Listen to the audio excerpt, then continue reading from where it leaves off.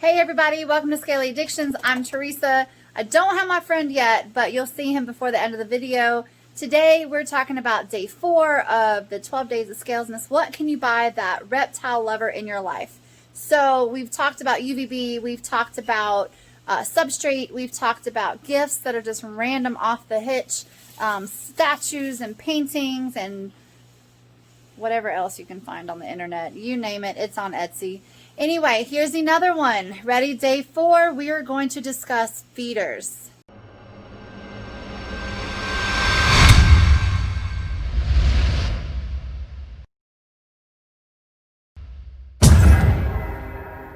So today I'm at my favorite place outside of my basement, Exotic Envy Reptiles here in Paulding County, Georgia. And they are on Dallas Highway, so if you live in Georgia, be sure to come and check them out. But I want to show you some feeders that you can get for your friends. Make sure, again, like everything, find out what your loved one has and see what kind they feed them, because not everything out there eats the same stuff.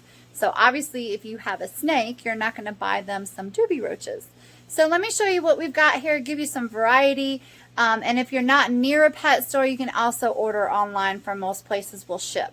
So these are doobie roaches. They're not like the common American roach that you see in your house, or German roach, or whatever roach it is that you see in nasty houses. These guys actually can't even like crawl up the side. So they're very easy to take care of. You throw in a carrot and they're good to go, but they're very healthy for reptiles. Here's another one, silkworms. This one's a new one for me. I don't feed silkworms. I don't know anything about silkworms, but I'm sure if your loved one uses them, they will know exactly what to do with them. They look like little caterpillars. Look at them. So that's their food that they're on, so they kind of self-sustain themselves that way. These guys are super worms. They're like big old crunchy voluptuous snacks. My beardies love them. I have quite a few things in my collection that eats these guys. Again, very simple to take care of. You can order them. You can even have them shipped to your loved one's house. They just need some kind of sustenance. You can throw a carrot in there. Some people feed them potatoes, and they're good to go. And here's another one. We've got horned worms. So these guys actually start out a lot smaller than this, and they get really, really fat and chunky. The trick is, although the cup is like this, you actually turn it upside down because that's their food. You don't want them pooping in their food. They can crawl up to the top and then their poop falls on the lid essentially. So these are really awesome chameleons. Any kind of reptile honestly will eat these guys. You don't want to give them too much, but they're a really good source of a different type of food for your reptiles to eat. Other things you can look at is bee pollen. So I used to have a bearded dragon that was a very finicky eater. And if he didn't have blueberries, which obviously are not in season all year, if he didn't have blueberries on his greens, he would not touch it. So I would sprinkle some bee pollen. You've got the powdered form and the granulated type, and that would essentially trick him into eating his greens. I wonder if it would work on toddlers that don't like to eat greens.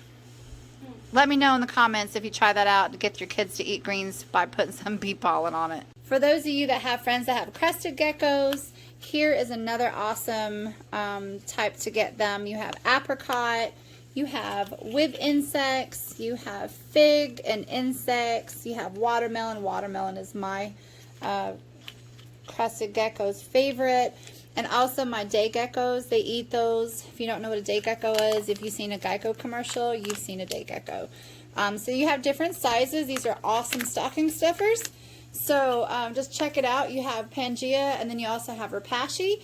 So it doesn't, just find out from your loved one what kind they feed, because trust me, the geckos can get picky. And one other type of feeder, of course, that everybody knows is crickets.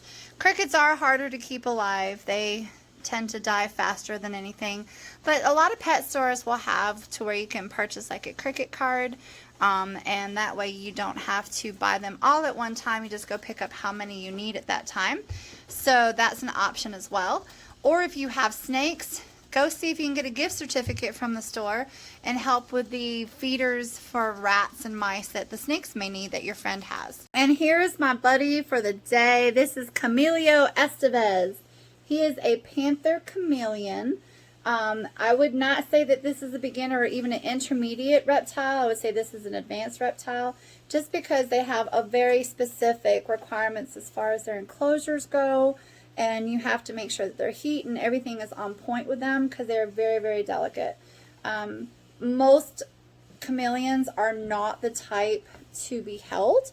They're more look at, but Cameleo is the pet shop buddy here, and I hear he loves redheads. I'm fooling him. I have a hat on so he can't see that I'm not a redhead. But anyway, this is Cameleo. I wanted to show him off. He is absolutely gorgeous. Look how he's wrapped my finger with his tail. He's chunky monkey. And he eats pretty much, he can eat everything that I just showed you, other than the Pangea, obviously. And he has that big old tongue that comes out. You want to do a little debut? There you go. Say hey. And as always, don't forget to like, share, subscribe, and comment down below if you have any questions. And I'll see you for the next day of another day of the 12 Days of Scalesmas.